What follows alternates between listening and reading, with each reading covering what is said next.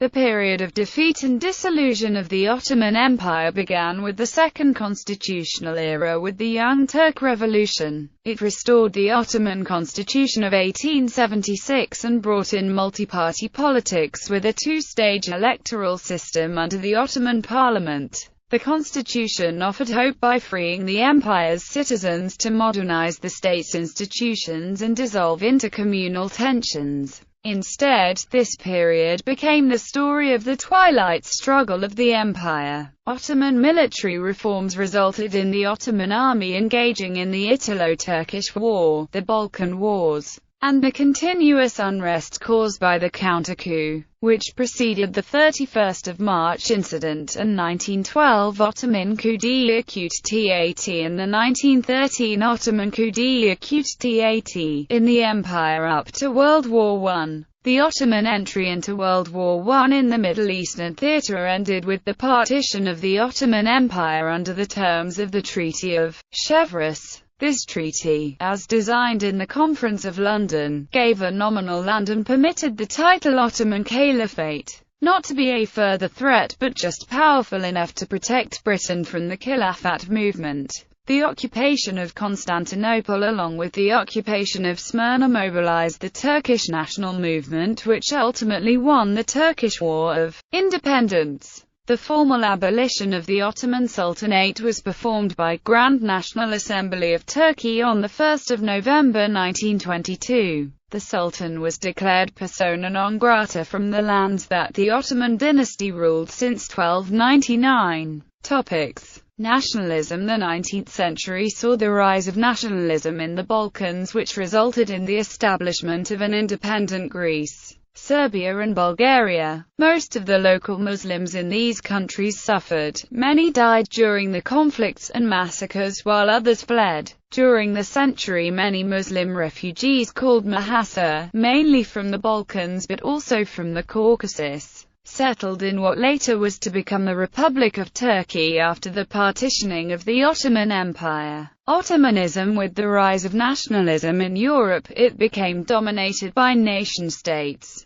The Ottoman Empire differed in that its ruling class made no attempt to integrate conquered peoples culturally. The Porte had no official policy of converting the non-Muslims of the Balkans or Anatolia into Islam or converting them into a single nation. Phanariots, who were members of the prominent Greek families, came to traditionally occupy major positions in the empire. The empire never integrated its conquests economically and therefore never established a binding link with its subjects. During its decline, the empire tried to catch up with the industrialization and a rapidly emerging world market by reforming their own state and society. Ottomanism surged as a concept its proponents believed could solve the empire's social issues. Ottomanism was strongly influenced by thinkers such as Montesquieu and Rousseau, and the French Revolution promoted equality among the millets and stated that its subjects were equal before the law. The idea originated among the young Ottomans as an acceptance of all separate ethnicities and religions as Ottomans. Major changes were introduced into the structure of the empire. The essence of the millet system was not dismantled, but secular organizations and policies were applied with the Tanzimat reforms.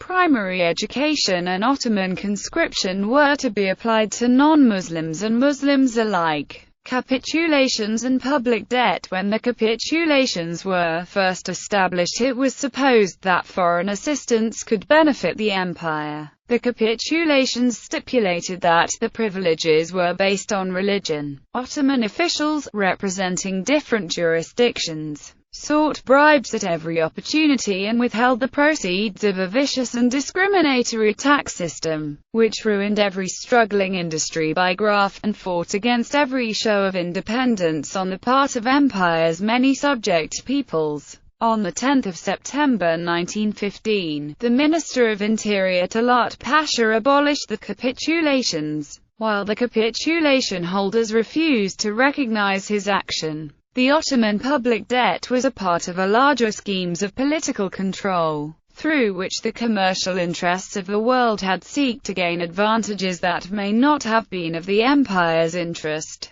The total pre-war debt of Empire was $716 million.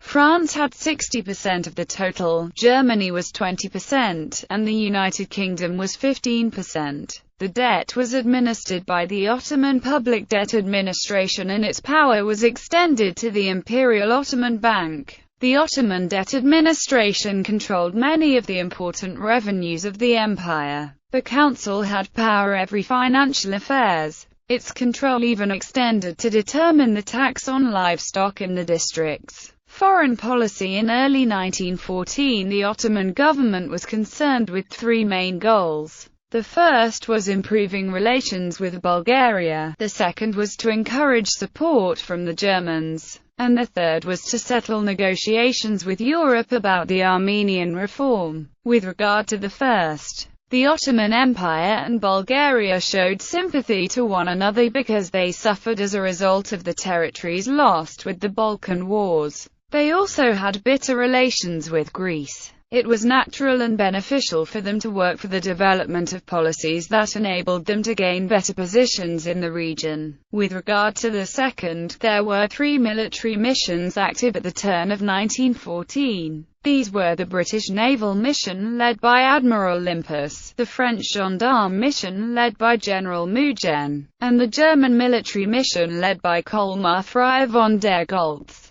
The German military mission became the most important among these three. The history of German-Ottoman military relations went back to the 1880s. The Grand Vizier Selim Pasha and Ottoman Minister of War Ahmet İzzet Pasha were instrumental in developing the initial relations. Kaiser Wilhelm II ordered General Goltz to establish the first German mission. General Goltz served two periods within 2 years. In the early 1914, the Ottoman Minister of War was a former military attaché to Berlin, Enver Pasha. About the same time, General Otto Liman von Sanders was nominated to the command of the German First Army. It was the biggest located in the European side. General Liman von Sanders and Enver Pasha practically shared the commander-in-chief position. With regard to the third, an Armenian reform package was negotiated with the Russian Empire. Russia, acting on behalf of the great powers, played a crucial role introducing reforms for the Armenian citizens of the empire. The Armenian Reform Package, which was solidified in February 1914 and was based on the arrangements nominally made in the Treaty of Berlin and the Treaty of San Stefano. According to this arrangement, the inspectors general, whose powers and duties constituted the key to the question, were to be named for a period of 10 years, and their engagement was not to be revocable during that period.